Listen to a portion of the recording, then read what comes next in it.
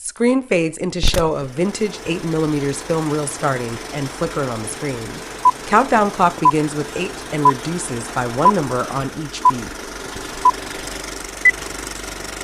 View transitions to a large webcam powering up and pointing at the viewer.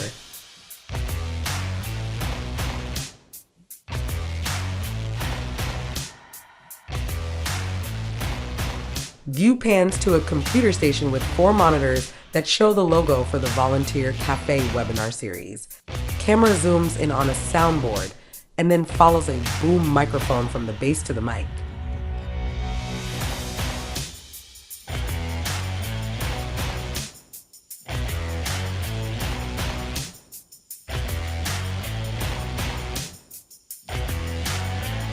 Video transitions to a top view of 2 computer screens with another microphone sitting between them as the perspective zooms to a close-up of the microphone.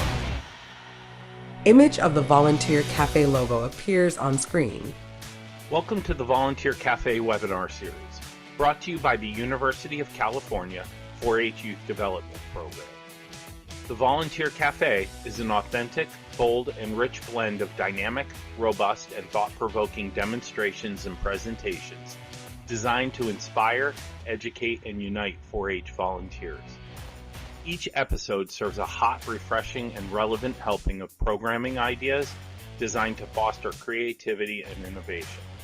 I'm Scott Maudie, and I will be your host. So pull up a chair, grab a cup of your favorite cafe beverage, and let's dive into today's episode.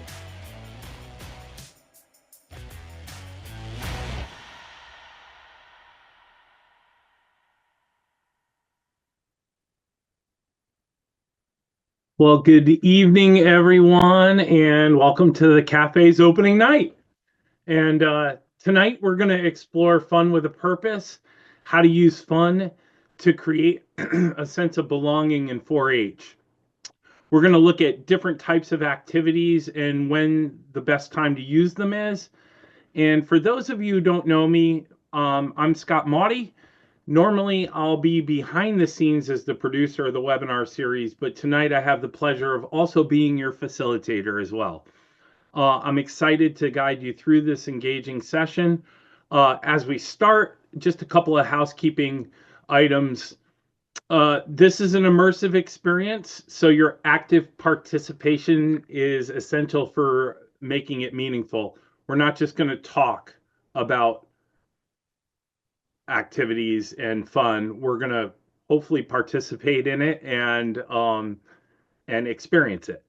While we'll be unable to experience every type of activity tonight in this format, I've created videos from past youth groups that I've led to provide you a snapshot of the activities that we can't necessarily experience on a webinar,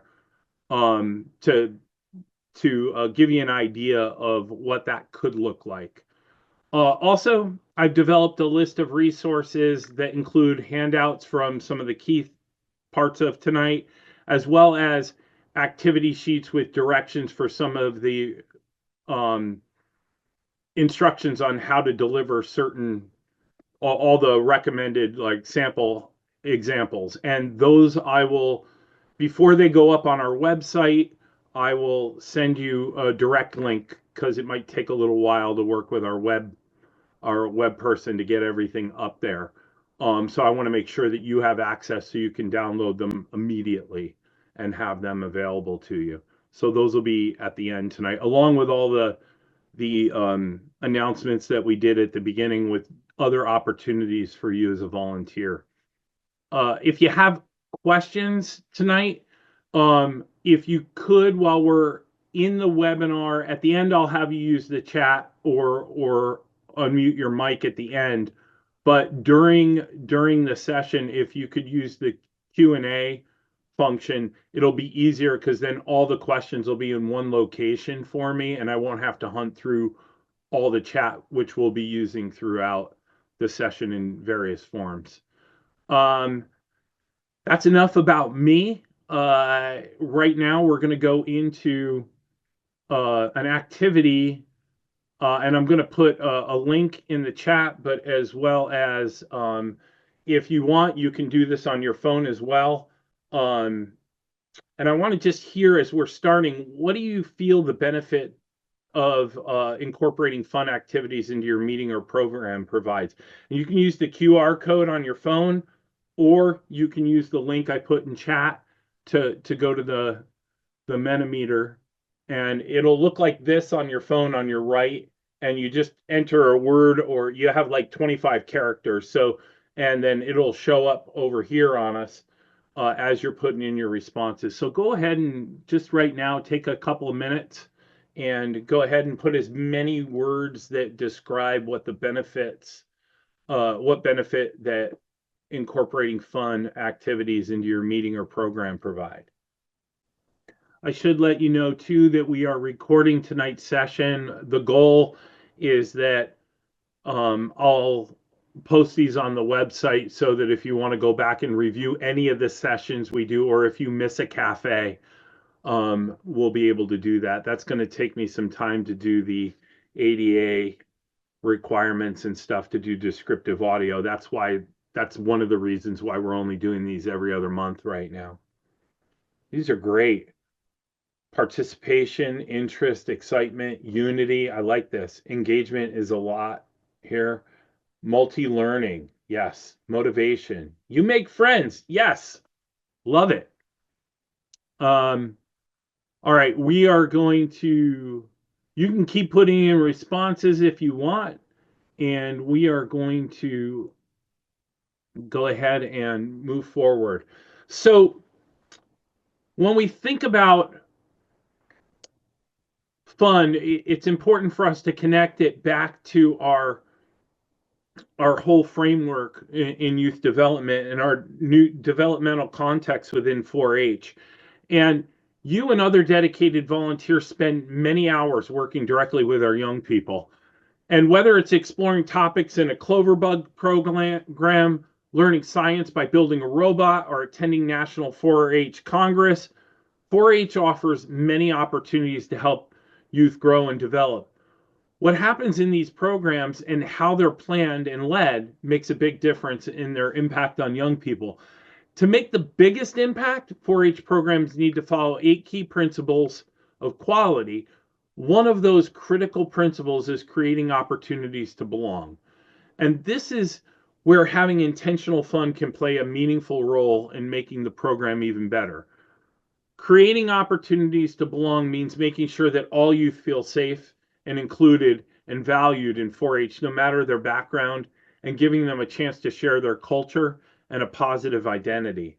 And how it relates to fun is that fun activities like icebreakers, energizers, and team builders, when they're done intentionally, you're going to hear me use that word a lot tonight, it plays a crucial role in increasing a sense of belonging among youth in programs. These actually, and with adults too, one, adult to youth, but also among our adults in building relationships. That's why you'll hear me later on talk about the importance of everyone participating. These activities help break down barriers, they create connections, encourage communication in a non-threatening and engaging way. It contributes to belonging by breaking down social barriers. Icebreakers and energizers help youth feel comfortable in a new or unfamiliar environment. These activities allow everyone to participate in light, fun ways that lower social anxiety and make youth feel included from the start. It fosters positive relationships. We saw some of that in your responses. Through team building activities, help develop trust and collaboration among participants by working together towards shared goals in a fun setting. Youth build bonds that lead to stronger interpersonal relationships and a sense of community. It also promotes inclusivity. When facilitated with intention, these activities can ensure that every youth feels valued and seen, regardless of their background, skills, or personality type. Inclusivity boosts confidence and encourages active participation that go well beyond the activity that you're doing, right? Building trust and safety. When you feel that the space is emotionally and socially safe, they're more likely to share their thoughts, ideas, and feelings. These type of activities help create this safety by showing that the environment is one where mistakes are a part of learning and everyone is accepted. It strengthens the group identity through shared experiences and creating memory, a collective memory. And by ensuring that these activities are thoughtfully selected and aligned with the program's goal, they become a powerful tool in nurturing belonging and promoting personal growth and supporting positive youth development. And we'll be able to see that in some of this, but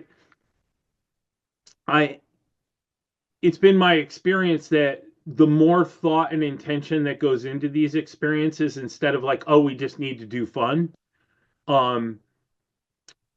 that there's more meaning and purpose that happens. And actually you'll be able to see that these things I've actually created in some of my youth programming. I've created whole nights of just these type of activities to be community and invited the community in, and it's grown my program. It's become an outreach event, and sometimes we've incorporated it in for service learning. So all that to say that the purpose of fun when we think about 4-H, and this is also a truism for life as well, right? As adults, if we're in our workspace, it may not be so much about belonging makes education an adventure, but it makes our work an adventure. But when we learn more, we learn more when we're having fun and feel safe. We do better work, we perform better at work when we're having fun and feel safe. So belonging makes education an adventure shared with others. And that's really kind of the big idea behind tonight. And so what we're going to spend the majority of our time doing now is looking at different types of activities, group activities, and when the best time to use those are. And I'm going to give you like a couple of activity suggestions for each of them. We're not going to get to do all of them. We are going to participate in some of them. Like I said, you'll have directions for all the ones that I show, and I'm going to give you a template so that if you want to add more, I love collecting new ones, and everything, and it's fun when you even creating them. I love coming up with crazy new ideas. So hope your seatbelts are fastened and your tray backs are in their upright position, because here we go. We're going to start now with an intro video for our first type of group activity. Video starts showing youth squirting water from a plastic spray bottle at other youth with dissolvable tablets on their foreheads. The scene transitions to another group of youth trying to eat donuts dangling from a string using only their mouths. Video transitions to another youth hunting for items hidden in a bowl of flour using only their mouth. Scene fades to another group of youth struggling to eat various flavors of baby food from a jar as the words "upfront activities" appear on the screen. So let's start by talking about upfront activities. If you've got your menu thing along the bottom, if you use your button that for the emoticons, I forget the name of it, there, a thumbs up if you have people in your groups, whether it's your club meetings or your project meetings, that love to bring attention on themselves. Or you can just type yes in chat if that's easier for you. Aha, yep. Okay. These activities are designed for them in mind, but also it channels that energy in a creative way and a healthy way, but also it gets the whole group involved when you're trying to get everybody kind of zoned in a little bit, but you're not ready to totally have them settle down. Upfront activities are fun, short, creative ways to make a lasting memory with your group. They're super short. Sometimes they have a head turning element to it, and they're usually competitive. They're designed to grab attention and entertain everybody. With these activities, though, participants should be volunteers. You don't assign them from the group, and they need to know what they're volunteering for ahead of time. Sometimes there might be dietary issues or allergy issues. Sometimes it's just good for them to know ahead of time, because sometimes they're outrageous. You saw some people putting their face in flour trying to find gumdrops. The image here is an activity that we called baby food hot potato, where basically you play hot potato with a group up front, but you have the baby food jar hidden so they don't know what flavor it is, and you always mix in like a veal, something disgusting, and whoever gets stuck with the hot potato has to eat that baby food jar in front of the group. And so usually you have a nice easy one like applesauce, and you have the veal and a whole host of things. I usually try to do all the food groups when I do that. But so that's an example. And the Gumdrop Alley is actually a less messy version of one with chocolate syrup and a marshmallow, where you have one person laying down and they're trying to catch the chocolate covered marshmallow in their mouth. The Gumdrop Alley is a little less messy version of it, where they have a plastic cup where the person laying down has it in their over their mouth, holds it over their mouth, and the other person tries to drop a gumdrop into the cup with their arms stretched out, and the person up front who has the team that has the most gumdrops in the thing at the end of 2 minutes or whatever wins, or however many gumdrops you give them. Those are just short things to get everybody kind of focused in and all, and those are upfront activities. So we're going to move in. We are normally, I take 4 hours on this workshop when I'm doing it live, and we actually participate in each thing. We're going to move quickly because we have an hour and 6 more types of activities to go through. So we're going to go into one now that is normally would be a team activity, like a small group activity, but we're going to do it individually. And what I'm going to have you do is, these are symbols from beyond. I'm going to explain to you some of the images because these are very old graphics. But this is a PowerPoint that I've done with groups, and this is just one sample. So the directions, it's going to say, as a team work to decide the answer to the symbol puzzles in a short amount of time. You're going to have 20 seconds. Now, the way we're going to do it here is you're going to see the symbol, and it's going to make a phrase. You got to put it together, and you're going to have 20 seconds to do so. And then you're going to type your answer in chat, but don't hit send. All right? Until I tell you to. And then we're all going to hit send at the same time, and we'll do them one by one. And we'll see who gets all of them correct. So we're going to try this out first.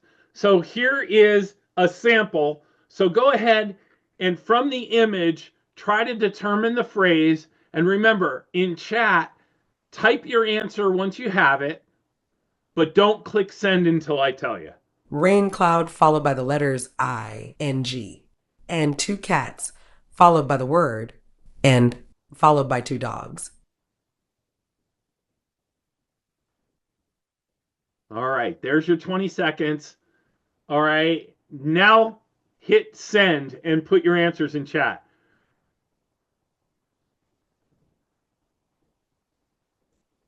Right, good. You all are pros. Yes, raining cats and dogs. All right, so here we go. Now these ones count. All right, that was a great sample. By the way, you're the first group that I've had that didn't have someone hit send right away. So y'all are great with your discipline. All right, here we go.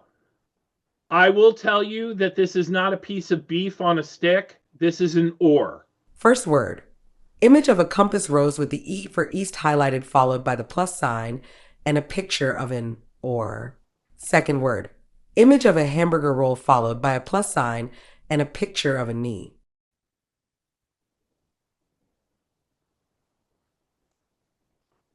All right. Put your answers in chat. Wow, you guys are good. Easter Bunny. Awesome. Woohoo. All right, here we go. Second one. First word. The letter S followed by a plus sign and an ant, followed by a plus sign and the letter A. Second word. Image of an animal foot with claws.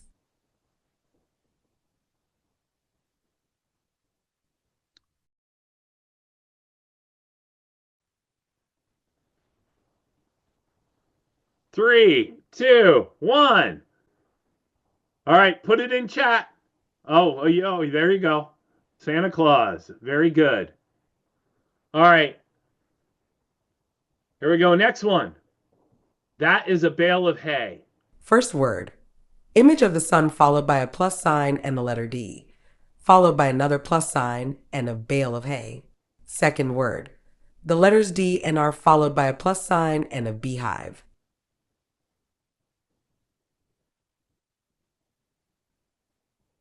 Three, two, one.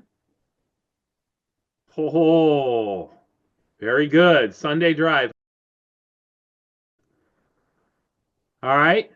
Picture of a frog followed by the letter N followed by the letter Y, a plus sign followed by an or, followed by the letters THR, a plus sign followed by a goat with a minus sign followed by the letter G. Three, two, one. Go for it. Ooh, I got one. There we go. Two. All right. Yep. Frog in your throat. Good. And I believe this is the last one. First word. Image of a ball cap followed by an image of a 2,000 pounds weight. Second word. Image of an arm with a hook for a hand. Three, two, one. There you go. All right. So let's take a minute to think about this activity. Feel free to either unmute your mic or share or use chat or combination, whatever you feel comfortable with.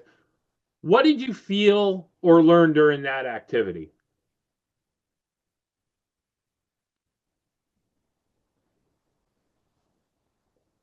Excitement. Okay. I think someone is muted that's trying to talk. Critical thinking, fun, humor. Is it Nina? I think you're muted. Oh, we did this in our community meeting, and the whole group of kids answered, and it was a lot of fun. They were really excited, and they were shouting the answers, the guesses. Yeah. It grabbed their attention, like Yep. How can you use a similar an act? How could you use this or a similar activity in 4-H?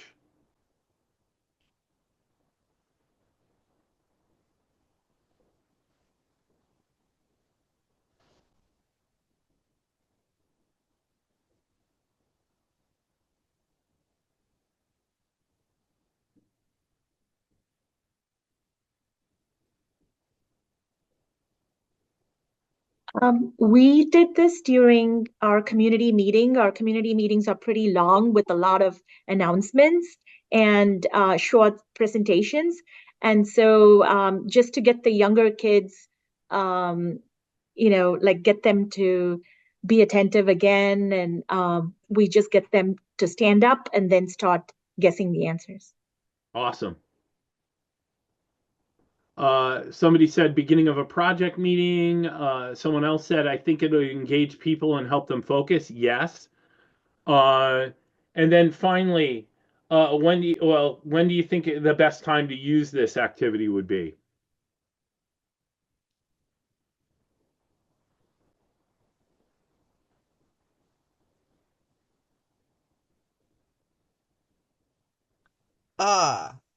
In our club, they do like a quiz. They'll usually it's a secret word in the newsletter. Mm-hmm. And then when people come to the meeting, they can write down the word that they find and put it in a box and enter in a drawing for like a small prize. Yep. And I think this could be really fun to get the kids to want to look at the newsletter. I don't know, maybe. Yeah, it could. You want to be careful with your audience to make sure if you have new people, if they're not connected, like if they're first time, they may not know about the newsletter. That so you want to think through those kind of things. But yeah, those are very, very Oh, good things. also, usually we do put a copy of a newsletter at the sign-in table. That's That way good. anyone can look at it. Perfect. Awesome. Also, someone said the beginning as a transition from social to business. Yes. Matter of fact, we're gonna transition now. These are called table activities, and they help participants settle in and focus. Um, I put down PowerPoint trivia contests. I put a couple in there. One time we took pictures of the inside of candy bars, and young people had to guess which candy bar it was by seeing a photo of the inside of the candy bar. And we gave each small group, we did it because we were running about 500 middle schoolers every week. And so we transitioned from our Energizer activity into small groups with their small group leaders. And this was a way to help transition that and get our young people focused in and working together in a smaller group, helped us divide and conquer the larger group. Card Tower Challenge is another thing where they're building different types of challenges with playing cards. You can also use dominoes if you have smaller, younger youth because it's not as much of a dexterity issue with younger youth if you've got a mixed group of a wide range of ages. So we're gonna break out now, and in your breakout rooms, I'm gonna ask that you have 1 minute to introduce yourselves. I'm gonna split you up randomly and share in your group who you are, introduce yourself, and then what your favorite way to spend a free afternoon is. Like we all have a free afternoon.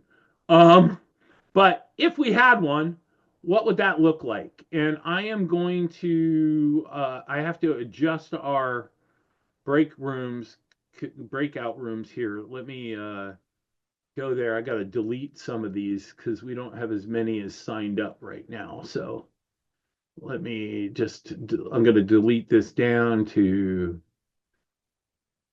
let's do, you're going to have 5 minutes in the room. It'll give you at 4 minutes, it'll give you a minute warning. All right, I'm going to go ahead and open the rooms, and I think you should all go in automatically. What is your favorite way to spend a free afternoon? Here you go.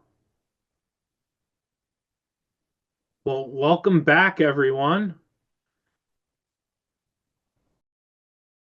That was an example of an icebreaker done on Zoom. And icebreakers are activities that help people in a group get to know each other and build rapport.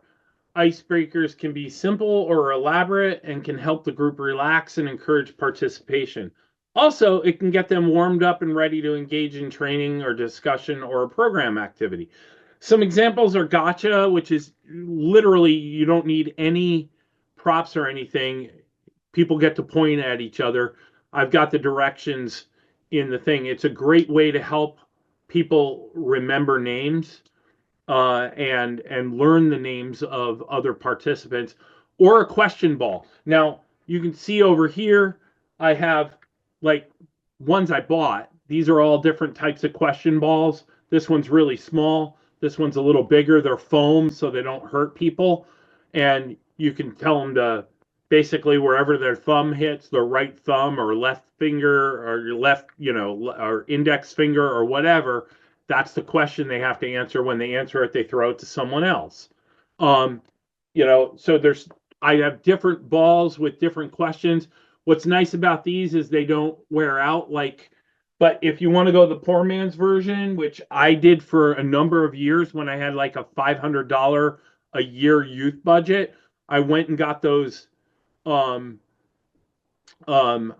went and got those um, uh, big rubber balls at Walmart or Kmart, and the ones that tend to deflate after a while, and got some permanent magic markers.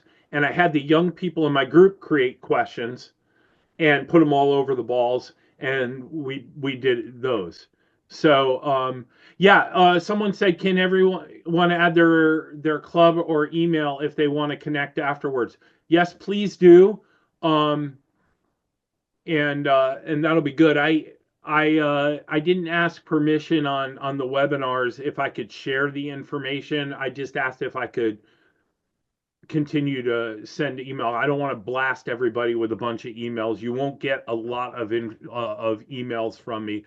I just want to keep you updated on stuff. So please feel free to share with each other. I think that's a great idea. So these balls range from $30 down to $10.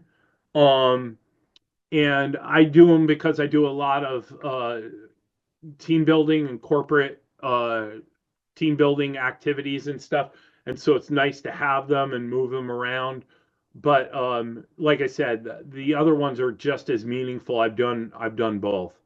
So we're going to take a look at some other types of activity that promote belonging within the group. Unfortunately, these are big and involve a lot of space and are not meant for online. So I pulled these from my past youth groups, and it's about a 2-minute video for you to watch, and we'll talk about it afterwards. Video opens with kids running across a gym floor. The scene fades into various youth being hit or dodging large rubber balls flying from the opposite side of a volleyball net that was covered in tarps blocking their view.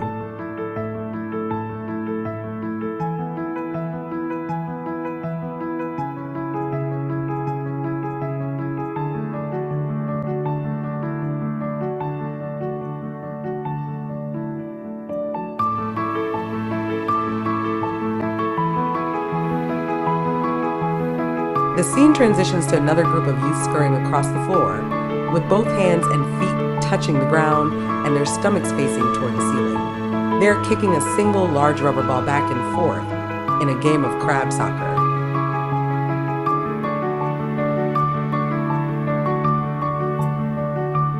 The video transitions to large bowls of cooked spaghetti noodles. Youth are working in groups to transport the noodles with their bare feet across a gym floor.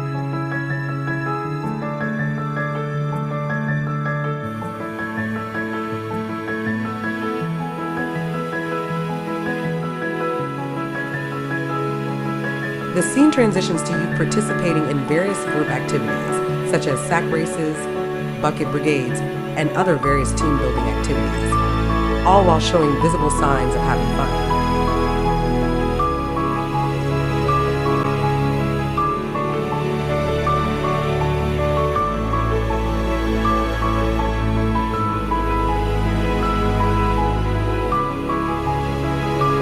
The video ends by showing the words Energizer and Team Builders zooming in on the screen. Videos of youth participating in similar activities are showing inside of the words, expanding a view of the video as the words grow on the screen. Let's just take a minute and tell me what you observed in the video.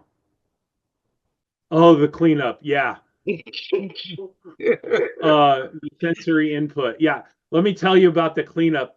One of the custodian was a part of my adult team, and I cleared it with him before we did the activity. And the gym of that facility is also used for a preschool the next day, it was like an ice skating rink from the oil. We learned not to do that on a gym floor anymore. So like not ever, I mean, obviously the young people loved it, but clearly an activity that was a one-off because we learned from our mistakes. But hey, you know, it was a memory they'll never forget. We called that one Spaghetti Olympics. And we had a bunch of activities around that. Yes, they were all laughing and working together, maybe cotton balls instead of spaghetti. Yeah. Again, be creative. Now, did you notice anything else between the different activities? Easy for all ages to participate in, yes. You'll notice that different ages working together, yep. The you'll notice that there were some traditional activities, right? So like the sack race, right? That was a traditional activity. Some of them were team builders that you've probably done. Like you may not have noticed in the water one, but it had holes in the buckets and they were going to the river and filling it up. So like a relay as a team to work together to try to fill the bucket. Now I will tell you one of the 7 deadly sins of activities is to do the same activities over and over and over again. And so if you notice, we took a twist on dodgeball. We did blind dodgeball by putting up the volleyball net, right? But then we mixed it with battleship.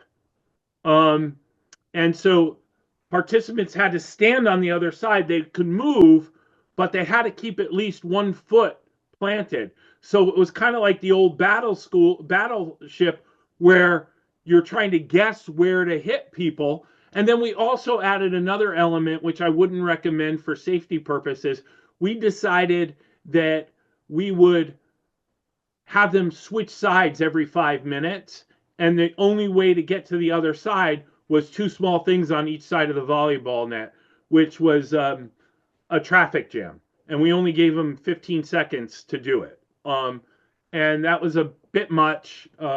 But again, the idea is that we took something and made it look completely different. And it felt like a brand new activity. And all we did was mix some elements to it. And really, when you think about energizers, they're high energy activities that create a fun and welcoming environment while making a lasting memory. A couple of more that I didn't show are Bubble Blow Challenge, and that's all you need is things of bubbles and tape or chairs to make 2 different lines.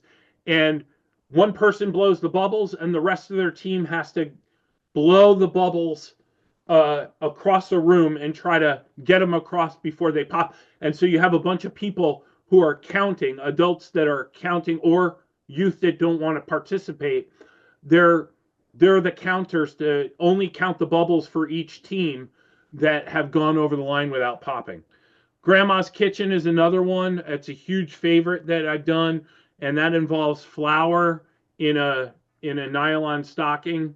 And it's a take on some of the games where they used to have more physical touch, where you grab someone that tries to get across the field and pick them up, and instead of doing that, you do a flour bomb and all. And there's instructions on how to do it safely and everything.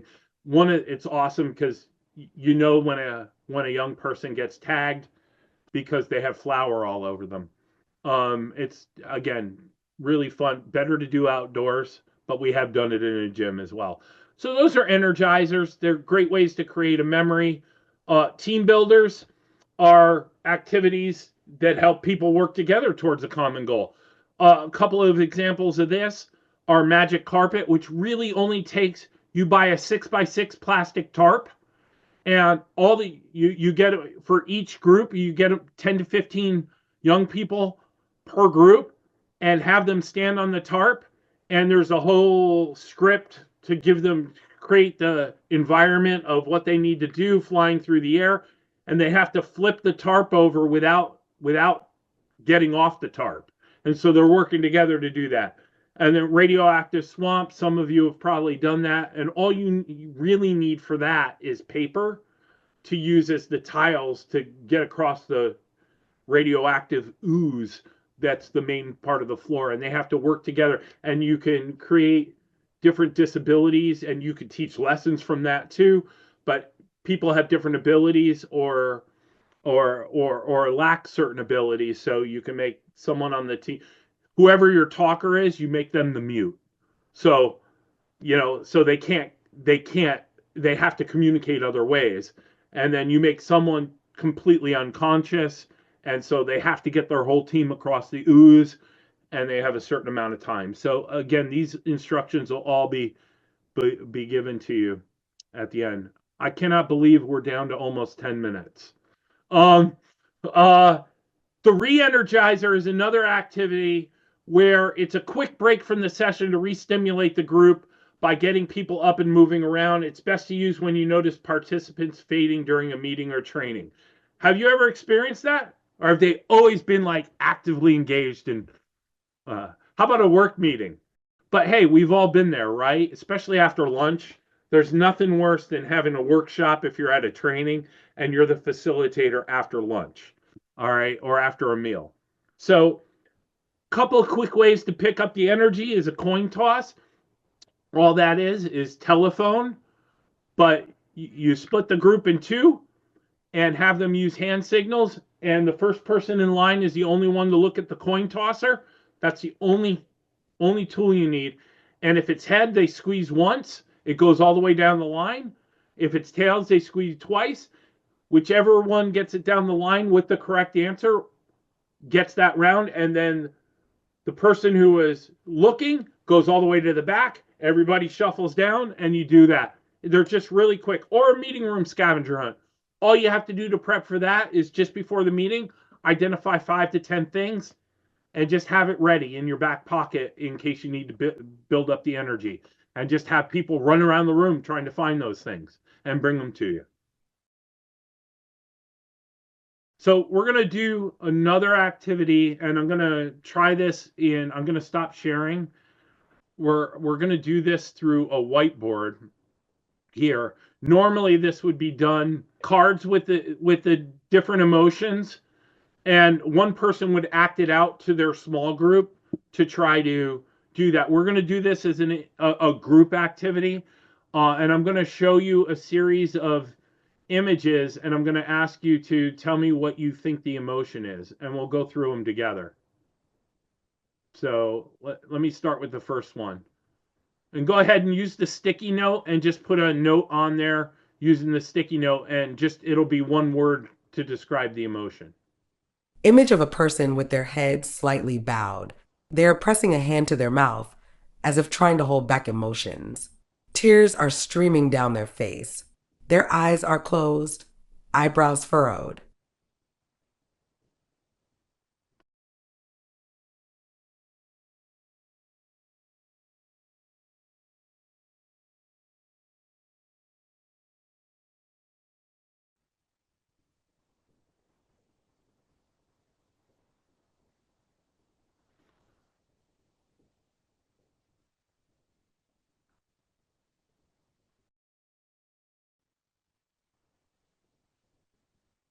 This sticky note, I don't know if you can see mine. It's right under the T is the sticky note. If you click on that icon, and you can pop up a sticky note and then drag it over and write, and I'm going to write it. This one was sad. All right. We're going to go to the next one now, just because of time. I've got 9 total. We're going to just do a couple of these. So this is the second one. Image of a person wearing glasses and looking upward with furrowed brows, mouth slightly open and teeth clenched. Their hands are raised beside their head with fingers spread, as if expressing exasperation or annoyance.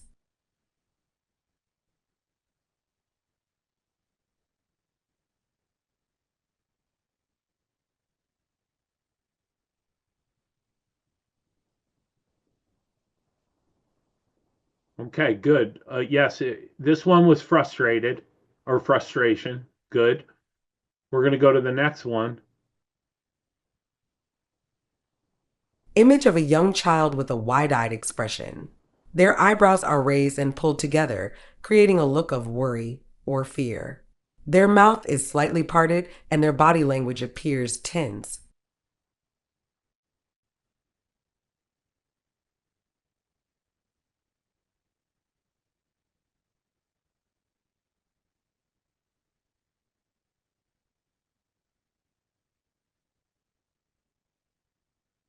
This one was actually anxious. All right, we're going to do one more just for sake of time. You can see I have a bunch more. Let's do this one. Image of a young child with light brown hair and pigtails. She has an expression of unexpected joy, with her mouth open and hands pressed against her cheeks.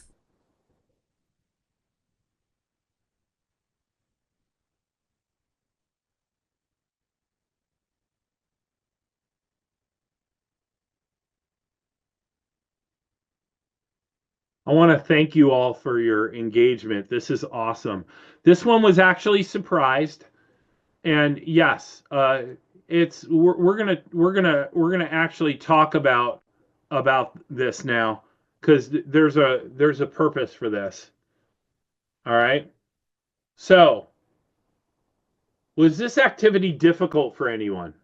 And if so, what about it was difficult? If it wasn't, what did you notice during the activity? So either one of those two to start. Not difficult? Okay, good. Thank you for the feedback. The tech is a bit difficult. Yep. Everyone has their own interpretation. Yep. All right. Have you ever had a time when someone didn't understand how you felt based on your nonverbal cues? Yes, it's like texting. It can be confusing. Have you ever struggled to understand how someone else was feeling from their nonverbal cues? Normally, we would take a lot more time to go through this. Here's the final question. Why is recognizing nonverbal messages important in our relationships or program? We all go through things. Our young people experience the same things in 4-H. They've got lives and things that are happening, and sometimes they're nonverbals. They feel an expectation, right? And so sometimes it's really hard to read. That's why these types of activities are important too, to give people a chance to have a safe space. So maybe, and sometimes I do this in work meetings where I might throw an icebreaker question out there, but also, hey, how are you doing today? I'll do that when I'm having one-on-one meetings with my staff because I don't know what their day is like. And if I can create that safety in our relationship, it allows me to reorient a little bit and maybe understand that, get an understanding. This was an example of an illustrator activity, and they're used to teach or highlight a key point. Some of the things with the nonverbal relay race are talk about nonverbal communication, but also empathy. And then the point of an illustrator is to tie it back with questions to whatever you're doing. I could use this activity for a number of different illustrative points. Today, I tied it back to what we were talking about was belonging. And so you want to tailor your questions to that.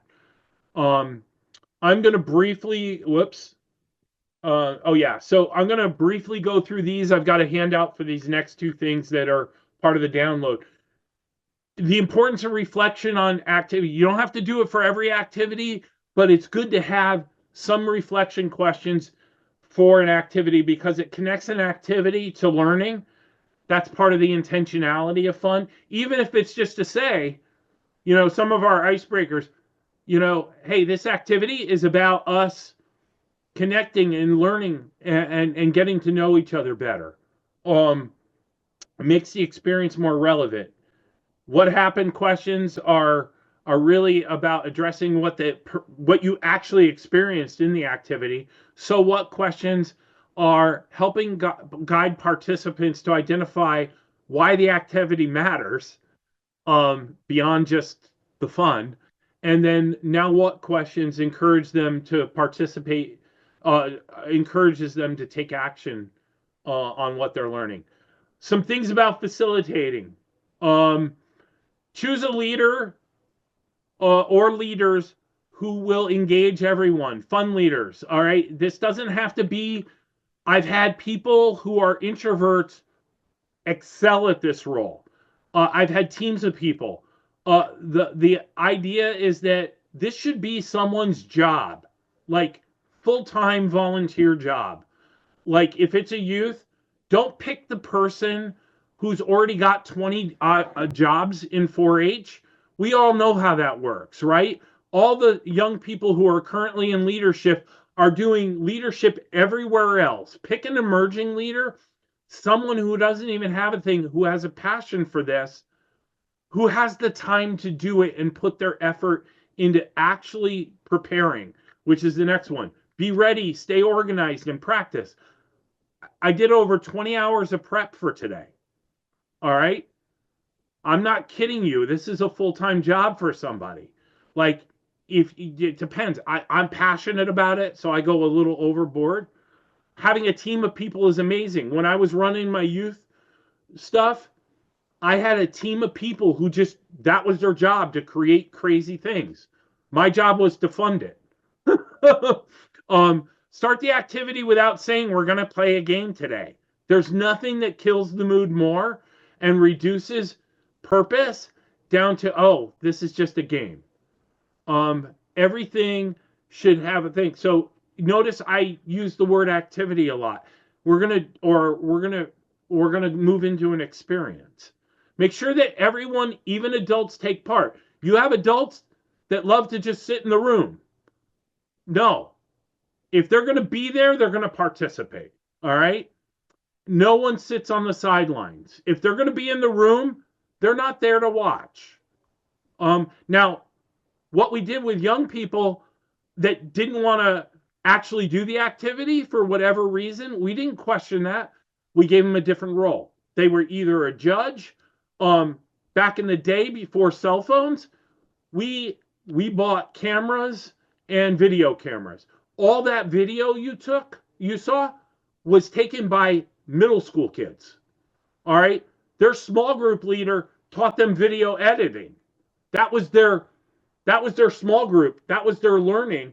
And every week they put together a 3 to 5 minute video that we showed the next week, because we were running that program weekly with 500 middle schoolers. All right? And so we had to do that every week. And my only thing was that every young person had to be in the video who was there. They had to see their face that next week, if they were there. Keep your instructions short and simple. Be creative into splitting people. Don't waste a lot of time on it. Make it fun and memorable. And always have a backup plan, because I guarantee you will come across an activity that does not fly. And so it's good to have a backup. Now, when I lived on the East Coast, we had to have a backup plan anyway, because if we were doing it outdoor, there was a chance of rain year round. You're spoiled in California. You rarely have to worry about that year round. So I know that was quick. We're going to have these opportunities to provide feedback for every session. I read everybody's feedback. It's the only way we're going to make it more meaningful. Again, the QR code I'm putting in chat, a link where you can take the survey and as well. But please spill the beans and espresso your thoughts and tell us how we did today. We want to make these meaningful. I value the fact that you're giving up your time on another evening, and you're already giving so much to this, to our organization and this program. And I want to make sure that we're continuing to add value. This is a new experience for us, and if it works, we'll keep doing it. If it doesn't fly, we'll find other things. Use that survey if you have other topics. There's on the website. You're going to have an opportunity to. You can download the. I'm going to send you some of the announcements that happen. You can log in 10 minutes early and you'll see announcement loops of different things that are available and resources for volunteers. So I'm putting a bunch of them in there right now that we ran tonight. You can register for the next session. I've given you the menu, which has all of our programming through 2025. I am almost filled up our sessions for 2026. And if you have a topic that isn't on that menu that you want covered, let me know so I can hunt down a subject matter expert and work with them so that we can make this meaningful and engaging. My goal is to keep them like this, where you're participating and not just listening to someone talk at you for an hour. There's also an opportunity to register for our next session. That's not up on the webpage yet. There's another series that some of my colleagues are doing, some guides, and a blog that one of my colleagues runs as well. With that, if you have questions, feel free to unmute and ask. Put it in the chat. I'm gonna unshare my screen and see if there's any. Nope, nothing came in on Q&A. If you have a question, go ahead and unmute. If not, just go ahead and click all good or type in all good. And I'll stay on as long as you want. And I should have the recording up within a month on the web page that's also listed there. You can bookmark that page because it's hidden. Links in the chat, send to us via email. I will send a follow-up email with all those links in the chat to you as well. Yes. And you can download the whole folder on those resources. The activities are split into folders by their type of activity that we went over tonight. With that, I'm going to say goodnight to all of you, and hopefully I'll see you on the next one. Bye for now.